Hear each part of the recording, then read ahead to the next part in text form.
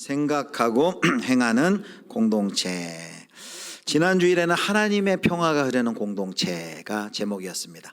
그래서 빌립보서 4장 4절부터 7절까지 그 세 가지 앞에 명령이 나오죠. 주 안에서 항상 기뻐하라. 우리가 어떤 상황과 환경이 좋아야만 기뻐하는 그런 기쁨을 뛰어넘어 주 안에서 하나님의 관점으로, 그리스도의 관점으로 우리의 상황을 볼 때 모든 상황 속에서 어려움과 또 위험, 그 모든 상황을 뛰어넘어 하나님이 이루실 구원을 바라보면서 주 안에서 기뻐하고, 또 너의 관용을 모든 사람에게 나타내라. 주님의 재림이 가까움을 알고 또 관용을 나타내고, 세 번째가 방금 요절처럼 아무것도 염려하지 말고 모든 일에 기도와 간구로 감사함으로 하나님께 아뢰라. 그리하면 하늘의 평화, 하늘에서 내려주는 세상이 빼앗을 수 없는, 앗아갈 수 없는 하나님의 평화 샬롬이 우리 공동체를 지킨다라고 했습니다.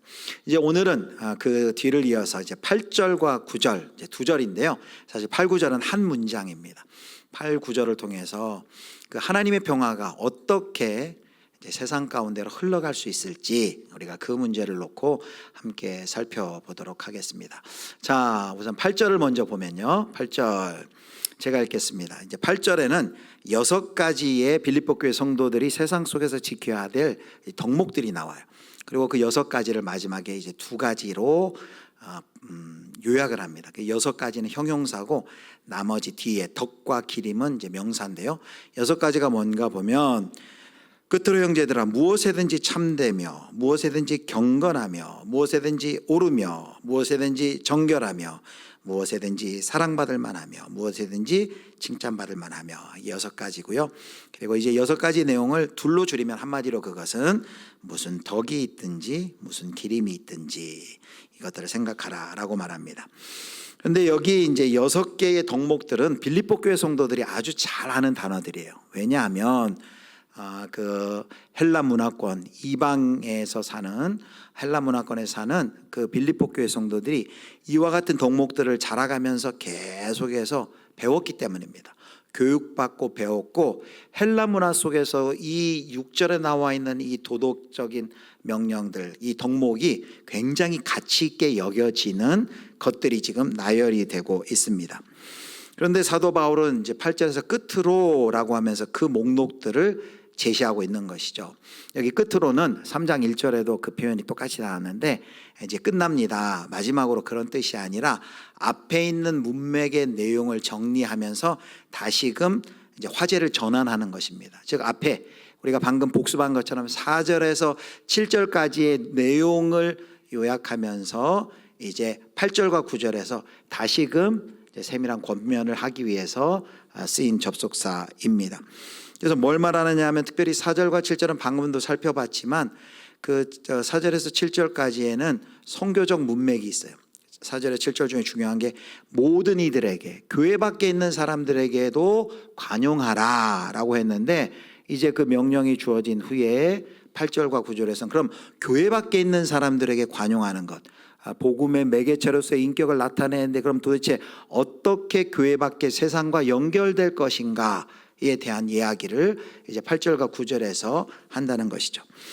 자, 바울은 이 8절의 명록, 이제 금세 살펴보겠지만 이게 세상에서도 존경받는 목록이거든요. 그래서 세상 속에서도 존중받는 삶을 살도록 이제 당시의 문화 속에서도 미덕으로 여겨지는 것들을 제시합니다. 자, 짧게 한 가지 살펴보겠습니다. 첫 번째, 무엇에든지 참되며 라고 했습니다. 참되다, 이거는 뭐 거짓 없다, 진실하다, 사실에 부합하다. 세상 속에서도 진실한 사람을 신뢰하죠. 거짓을 좋아하지 않습니다. 진실한 사람을 신뢰합니다. 그런데 이 세상에는 우리가 거짓이 가득합니다. 특별히 이 시대 가짜 뉴스라는 것이 많잖아요. 또 유튜브가 굉장히 많은 사람들에게 확대되면서 이제 가짜 뉴스도 많아졌습니다. 그래서 어떤 사람들은 일부러 이 참과 거짓을 적절히 섞어서 자기의 이익을 위해서 가짜 뉴스를 퍼뜨리기도 하고, 그래서 그냥 주장하는 대로 그대로 믿었다가는 우리가 가짜 뉴스의 피해자도 될 수 있고 가짜 뉴스를 실어 나르는 사람도 될 수 있습니다. 그래서 최근에는 그 팩트 체크라고 꼭 사실 여부를 다시 한번 확인해 보는 그런 작업들을 하지 않습니까? 우리 그리스도인들은 참되어야 합니다. 그리스도인들은 참돼야 돼요. 왜 그럴까요? 세상에서도 참됨을 중요한 가치로 여기지만 우리 그리스도인들은 특별히 참되어야 됩니다. 그것은 우리가 믿는 하나님이 참된 분이시기 때문이죠.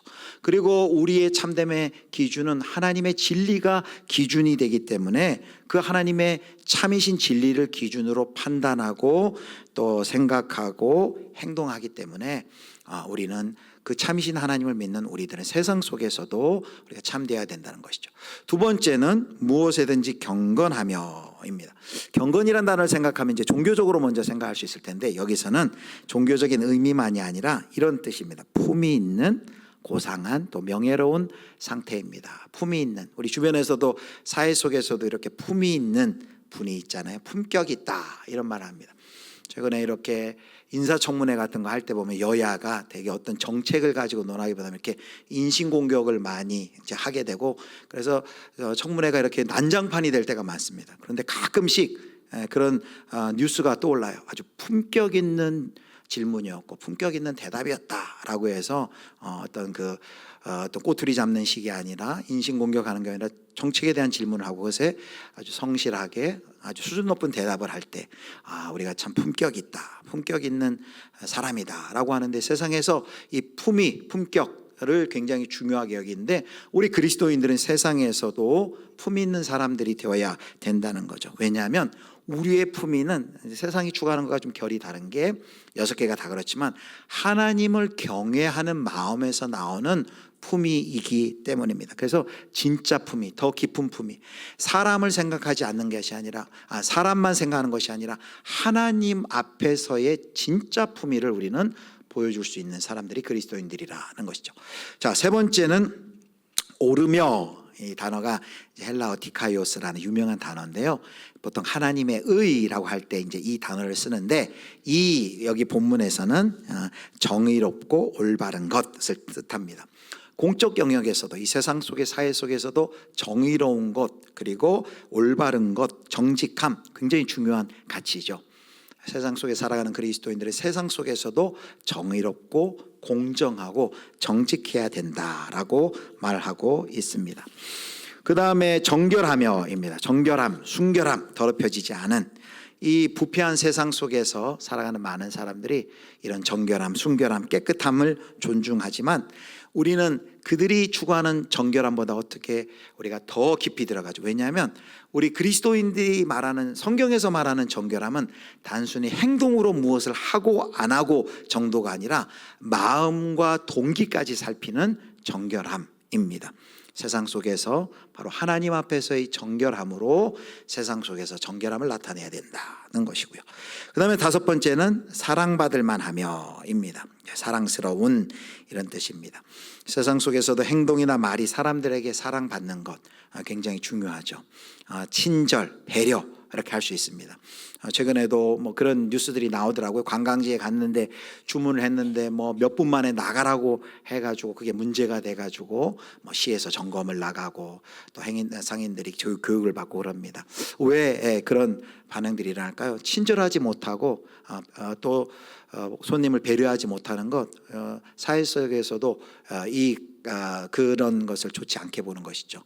배려하고 친절하고 또 사랑받을 만한 것, 세상 속에서도 중요한데 바로 우리가 세상 속에서 사랑받을 만한 사랑스러운 존재로 우리가 서 있어야 된다는 것입니다. 그 다음에 칭찬받을 만하며, 칭찬받을 만하면은 이제 명예롭다라는 뜻이 있습니다. 좋은 평판을 듣는다, 명예롭다. 그래서 복음의 향기를 드러내는 이런 인격이죠. 자, 여기 이제 6가지 쭉 우리가 잠깐 짧게 설명해 봤지만은 6가지의 애를 설명하고 그 6가지를 2가지로 간략해 이렇게 얘기합니다. 이것을 덕과 기림이다라고 말해요. 여기 덕이란 말은 헬라 문화권에서 많이 쓰는 건데 탁월한 도덕적 탁월함이라는 뜻이 있어요. 도덕적으로 탁월한 거. 기림이라는 건 칭송이라는 의미가 있는데 이것은 공공의 칭찬을 이야기합니다. 그러니까 지금 사도 바울이 8절에서 묘사하는 그 헬라 시대의 유명한 덕목들은 무엇입니까? 세상 속에서 행동이나 말이 사람들에게 존경받고 그리고 흠없이 좋은 평판을 받는 그 모습을 8절에 이렇게 설명을 하고 있는 것이죠. 우리가 8절에 읽을 때 이렇게 이해하지 않으시면 좋겠어요. 8절에 여기 6가지 쭉 나왔어요. 무엇이 옳은지, 무엇이 참된지, 경건한지, 또 옳은지, 정결한지, 사랑받을 만한지, 칭찬받을 만한지 6가지 덕과 칭송에 관한 이러한 덕목들, 이런 덕목들을 우리가 열심히 노력해서 추구해야만 우리가 구원받는다. 어떤 이런 공로 또 행위 구원에 관한 관점에서 이걸 얘기하는 것이 아니에요. 우리 그리스도인들이 어떻게 선한 삶을 살 수 있습니까? 그것은 우리는 이렇게 고백합니다. 우리가 예수 그리스도를 주로 고백하고 하나님을 믿을 때 성령님이 우리 안에 오셔서 이제 우리가 그때부터 성화의 삶을 시작해요. 성령께서 내 안에서 우리를 그리스도 예수를 닮아가도록 우리의 삶을 붙들고 앞서 나가는 것이죠. 그때 우리가 성령의 인도하심에 성령을 따라 행할 때 우리가 우리의 삶에 어떤 열매들이 맺혀요? 성령의 열매들이 맺혀 나간다는 것이에요. 그런데 지금 사도 바울이 이렇게 8절에 6가지 헬라 시대의 사람들도 중요하게 생각했던 그 사회 속에서의 덕목을 말하는 이유가 무엇입니까? 우리가 예수 믿는 사람들이 정말로 복음에 합당한 삶을 살아가고 성령께 이끌리는 삶을 산다고 하면은 세상이 말하는 그 도덕적인 품성을 다 결과적으로 품고도 남는다라고 말하는 거예요. 성령을 따라 사는 열매는 헬라 시대 그 세상에서 말하는 그런 윤리적 덕목을 따라 사는 삶을 능가하는 결과를 낳는다라고 사도 바울이 주장하고 있는 것입니다. 이미 하늘의 시민이 되었지만 하늘의 시민으로서도 우리가 이 땅에 살았지만 이 땅의 시민으로서도 복음에 합당한 삶을 살면 세상의 사람들에게 존경받고 칭찬받는 삶을 살 수 있다라고 말하는 것이죠. 그렇게 말하는 바울의 전제가 있죠. 바울이 여기 말한 여러 가지 가치들이 있죠. 참됨, 옳음, 정의, 또 정결함, 또 사랑받음, 받을 만함, 이런 모든 정의들이 궁극적으로 참된 근원이 하나님께 있다는 거예요. 그 모든 이런 덕목들은 하나님의 일반 은총의 결과들이란 것입니다. 사랑하는 성도 여러분, 바로 사도 바울이 뭘 얘기합니까? 우리가 복음에 합당한 삶을 살면 세상 속에서도 세상이 말하는 그 중요한 도덕적인 덕목을 우리가 다 그것을 이루고도 남는다라는 거예요. 복음에 합당한 삶은 우리가 방금 예를 들었지만 세상에서 뭘 안 하면은 잘하네, 그 사람 참 도덕적인 애인데 우리는 겉의 행위뿐만 아니라 우리 마음의 동기까지 하나님 앞에서 점검하는 윤리가 바로 기독교 윤리 아니겠습니까? 그래서 주 안에서 굳게 서는 삶은 윤리적인 면에서도 세상에 사는 불신자들보다 탁월해야 된다라는 것을 지금 사도 바울이 이야기하고 있습니다. 그런데 우리가 8절을 읽을 때 사도 바울은 세상 속에서 복음에 합당한 삶을 살면 윤리적으로도 탁월한 삶을 살게 되어 있다라고 말하는데 이 말씀이 우리에게 참 어려움이 됩니다. 왜냐하면 이 시대가 교회의 어떤 사회적인 신뢰성이 완전히 땅바닥에 떨어져 있기 때문입니다. 통계에도 들으셨지만 이제 매년 그 각 종교별로 사회적 대사회적 신뢰도를 확인하는데 가장 최근 조사에 우리 기독교의 신뢰도는 무종교인들에게는 9%예요. 9%. 불교가 39.8%, 천주교인이 36.4%, 우리가 그 다른 종교의 약 4분의 1 수준입니다. 특별히 더 걱정되는 것은 Z세대라고 불리는 1990년도 중반에서 2010년대 초반에 태어난 10대 중후반부터 20대 말까지 이 Z세대에게는 10명 중에 7명, 8명이 한국교회에 호감을 느끼지 못한다라고 대답을 했습니다. 이런 참 가슴 아픈 우리가 현실을 통과하고 있는데 도대체 우리는 그럼 도대체 어떻게 해야 될까요? 내가 주변에 아는 사람들은 교회들은 다 잘하고 열심히 성실하고 또 신실하고 믿음 생활 잘하는데 왜 이런 일이 일어날까? 왜 이런 평판을 들을까?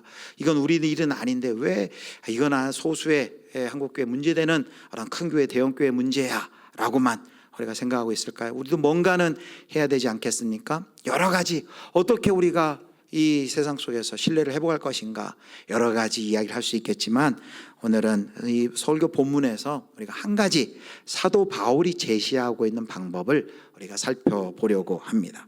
자, 8절의 덕목들을 통해 그 당시 헬라 문화권에서도 세상 사람들도 중요시하는 그런 덕목들을 제시하면서 우리는 다시 한번 그걸 복음 안에 재해석하면서 그 정도가 아니라 복음에 합당한 삶을 사는 자들은 세상에서 중요한 그 도덕적인 덕목들까지도, 그 세상의 가치들까지도 다 이룰 수 있다라고 말하는데요.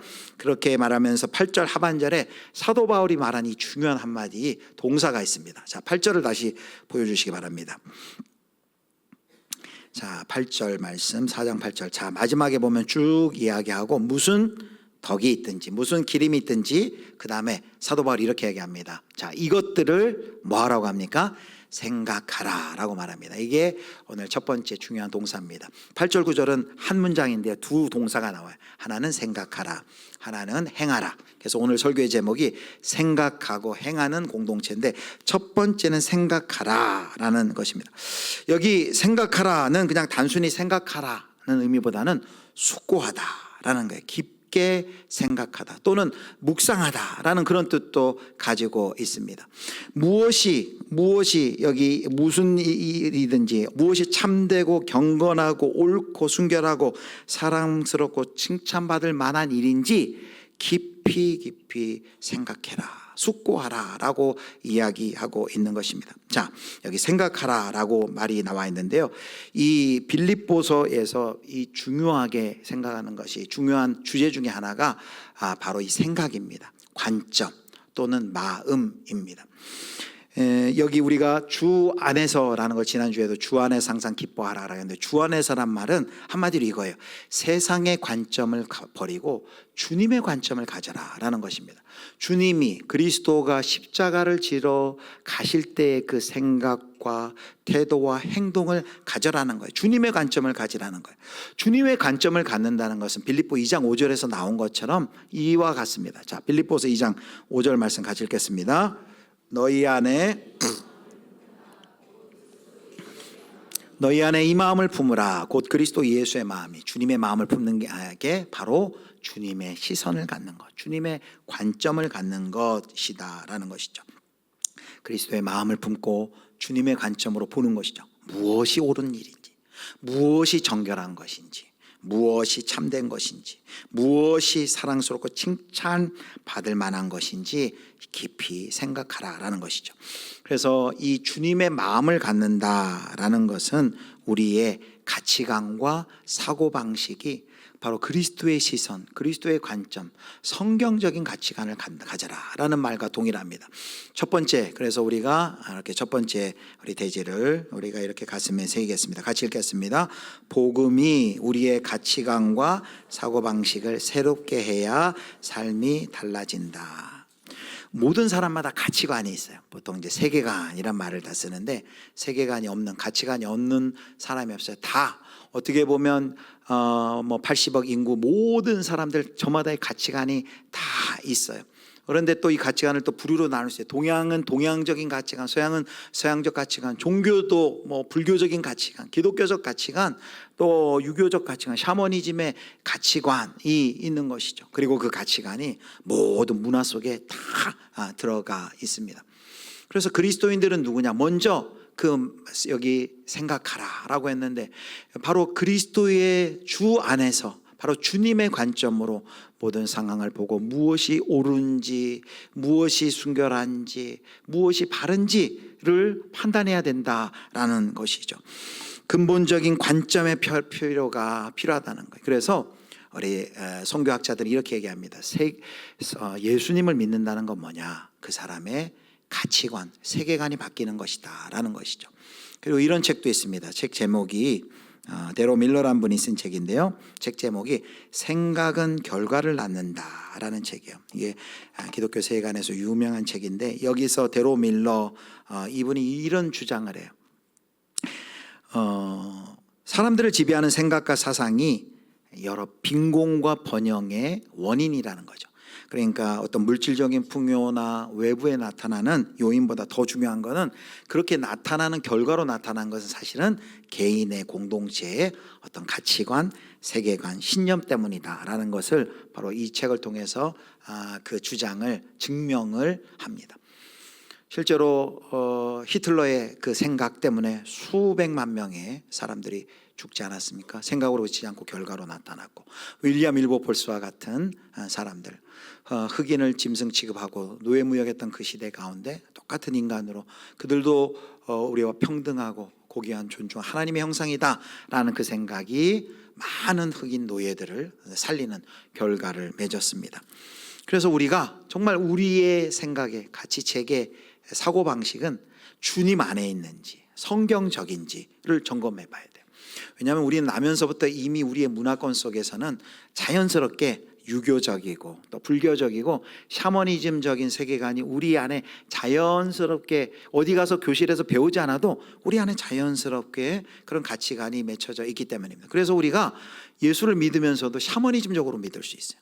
예수를 믿으면서도 불교적으로 또 믿을 수 있습니다. 유교적으로 믿을 수가 있습니다. 그래서 항상 우리가 지금 생각하고 있는 이 생각의 틀, 사고방식이 기독교적인지 성경적인지 항상 우리가 숙고하고 점검을 해야 된다는 것이죠. 그리스도의 관점에서 새롭게 변화가 일어나야 된다는 것을 사도 바울이 이야기하고 있습니다. 생각의 변화가 먼저 선행이 되어야 된다라는 것이죠. 자, 이렇게 생각이 변화되어야 된다라고 했는데요. 자, 8절에서 그것을 주장하는데 이제 9절에서는 한 걸음 더 나아갑니다. 자, 9절 말씀 우리 같이 읽겠습니다. 너희는 내게 배우고 받고 듣고 본 바를 행하라. 여기까지 보겠습니다. 행하라. 자, 8절에서는 이제 생각하라라고 이야기를 했습니다. 이것들을 생각하라, 숙고하라라고 했는데 9절에서는 곧바로 이어서 뭐라고 하냐면 너희는 내게 배우고 받고 듣고 본 바를 행하라. 전제가 있죠. 3장 17절에도 사도 바울이 자기 자신을 본받으라 할 때는 예수 그리스도를 따르는 자신을 본받으라는 것이죠.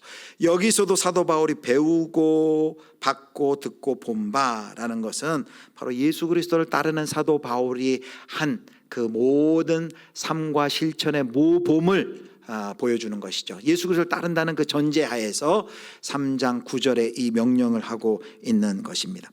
자, 8절에서 무엇을 얘기했어요? 우리가 주님 안에, 주님의 관점으로 무엇이 참되고 무엇이 경건하고 옳고 순결하고 사랑스럽고 명예로운지 우리가 그것을 깊이 생각하여 분별해야 되는데, 그 분별로 그치는 것이 아니라 9절에 보면 그 분별을 행해야 된다, 실천하라 라고 말하고 있습니다. 이것이 사도 바울 로마서 12장 2절에도 말씀한 것과 같은 원리예요. 12장 2절 말씀 우리 같이 읽겠습니다. 너희는 이 세대를 본받지 말고 변화를 받아 하나님의 선하시고 기뻐하시고 온전하신 뜻이 무엇인지 분별하도록 하라. 자, 여기 보면 오직 마음을 새롭게 함으로 변화를 받아. 여기 생각의 변화 그리고 삶의 변화가 다 같이 들어갑니다. 이 세대를 본받지 말고 마음을 새롭게 함으로 변화를 받아. 하나님의 선하시고 기뻐하고 온전하신 뜻이 무엇인지 분별하도록 하라 라고 말합니다.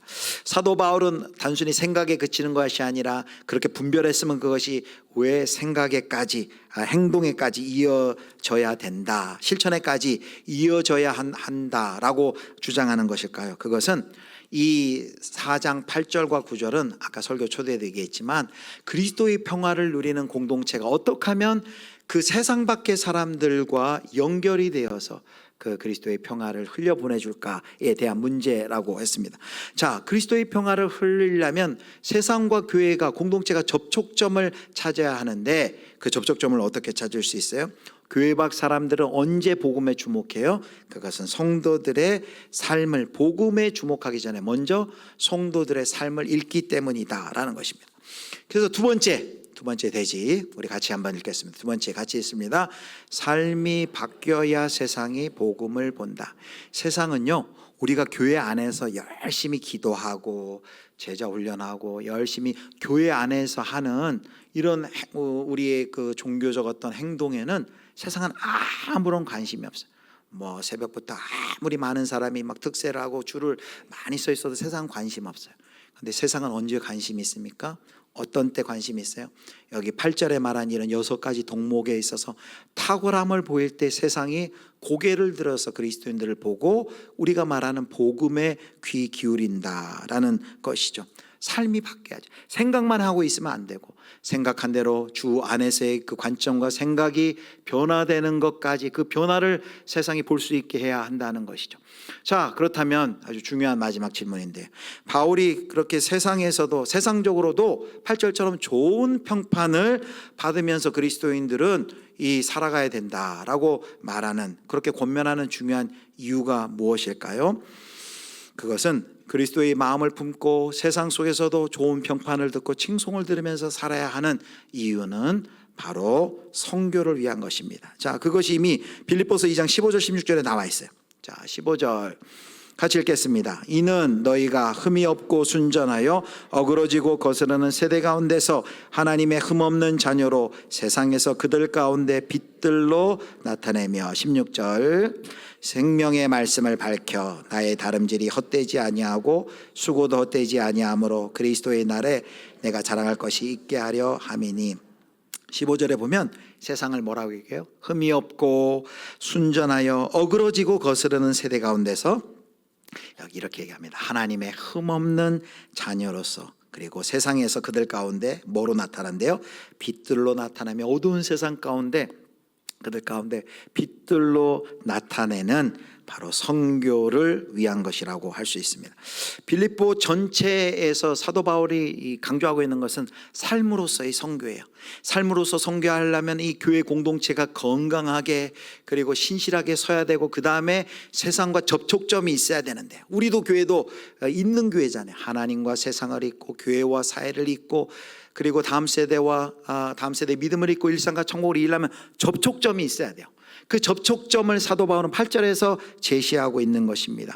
바울이 묘사하는 훌륭한 세상 사람들에게도 칭찬 듣고 세상 사람들에게도 칭송받는 그 훌륭한 모습, 그리스도의 복음에 합당한 삶을 살아간다면, 그리고 그들의 그 함께 두렵고 떨림으로 구원을 이루어가는 그 목적은 무엇이냐? 바로 생명의 말씀을 온 세상 가운데 초청하는 삶을 살기 위함이다. 바로 선교적 삶을 살기 위함이기 때문에 세상 속에서도 이런 탁월한 이런 도덕적 삶을, 윤리적 삶을 살아야 된다라고 주장하고 있는 것이죠. 자, 그렇게 살 때 그 목적이 어떻게 이루어질까요?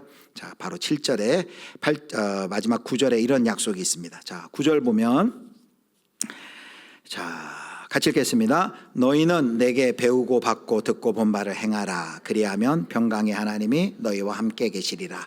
자, 8절은 한마디로 뭐예요? 주 안에서 생각해라.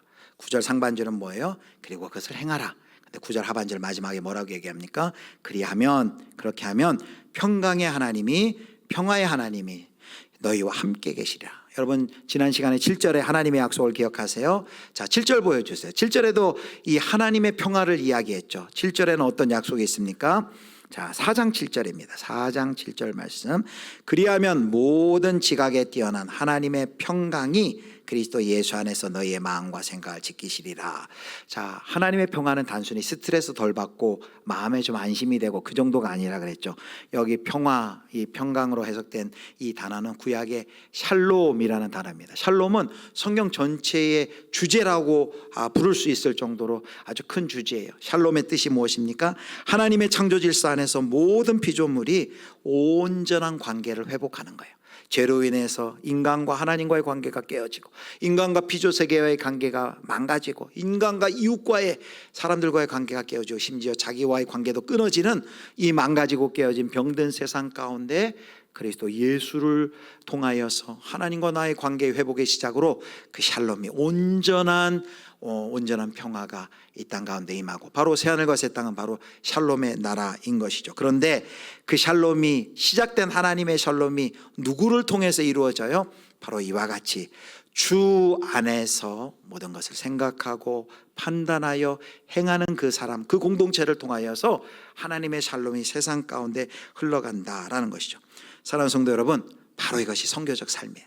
우리가 선교적 삶이라면 막 직장을 다 내려놓고 그리고 훈련받고 타문화권으로 가는 것만이 선교가 아니라 이제 그 선교사님들만 선교적 삶을 사는 것이 아니라 우리 모든 성도들도 우리 하나님이 보내주신 직장과 가정과 일터에서 선교적 삶을 살아야 되는데 그 선교적 삶의 방식이 뭐예요? 오늘 이야기한 것처럼 4장 8절 9절에서 짧지만 얘기한 것처럼 주님의 관점, 하나님의 관점으로 모든 것을 판단하고 분별하여서 그것을 행함으로 실천하여서 바로 세상 속에서도 탁월함으로 인정받고 칭찬받아 세상 속에 하나님의 샬롬을 흘려보내주는 삶, 이것이 바로 선교적 삶이다라는 것이죠. 말씀을 정리하도록 하겠습니다. 오늘 4장 8절에 6가지 덕목은 단순히 그냥 어떤 개인적인 윤리가 아니라 바로 이것은 세상 속에서 세상 사람들도 추구하고자 하는 아주 귀하게 여기는 최고의 가치들이에요. 그런데 왜 사도 바울이 이 가치를 이야기하고 있는 거예요? 복음에 합당한 삶을 빌립보서의 주제처럼 산다면 그 복음에 합당한 삶 속에서는 이미 세상에서 얘기하는 최고의 가치들이 다 포함이 되어 있다는 거죠. 복음에 합당한 삶을 사는 사람들은 세상 속에서도 탁월한 윤리적 모습을 칭찬듣는 모습을 보여주어야 된다라는 것입니다. 복음으로 우리의 생각이 먼저 변화되고 우리의 마음이 먼저 변화되고 그렇게 할 때 우리의 복음으로 우리의 삶이 변화되고 그 변화된 삶이 접촉점이 되어서 세상 가운데 바로 하나님의 샬롬을 흘려보내주는 공동체, 이것이 바로 주 안에서 생각하고 주 안에서 행하는 바로 선교적 공동체입니다.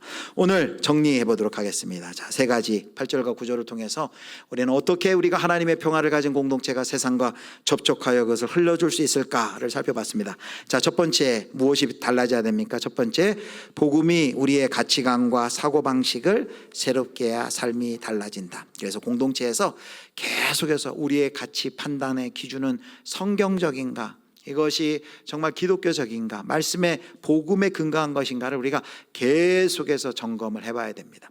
두 번째 같이 읽습니다. 삶이 바뀌어야 세상이 복음을 본다. 왜 사도 바울이 8절에 세상에서도 중요하게 여기는 그 가치를, 세상에서 중요한 그 덕목을 성취하며 그걸 보여주며 살아라고 합니까? 우리의 그 변화된 삶, 세상 속에서 사람들에게 칭찬받는 그 삶을 보여줘야만 세상이 복음에 대해서 마음을 열고 복음을 듣고 복음을 보게 되기 때문입니다. 자, 그렇게 생각이 바뀌고 삶이 변화된 공동체를 통해 3절 세 번째 같이 읽습니다. 복음으로 변화된 공동체를 통해 세상이 하나님의 샬롬을 맛본다. 우리 안에 있는 하나님의 평화가 공동체만 있는 것이 아니라 그것이 바로 세상과의 접촉점을 통해 세상에서도 인정받는 탁월한 이런 덕목들을 행하는 우리의 모습을 통해 세상 가운데 그 샬롬이 흘러나가는 것입니다. 사랑하는 우리 예수비전교회 모든 성도 여러분, 저와 여러분이 주 안에서 바로 예수의 관점, 바로 주님의 관점으로 우리의 사고방식과 가치관이 날마다 변화되고 그 변화된 생각에 따른 분별한 것으로 우리의 삶이 또 실천하고 순종하여서 우리가 들어가는 모든 이 주변과 이웃의 사람들에게 하나님의 샬롬을 흘려보내주는 선교적 공동체가 되기를 주님의 이름으로 축원합니다.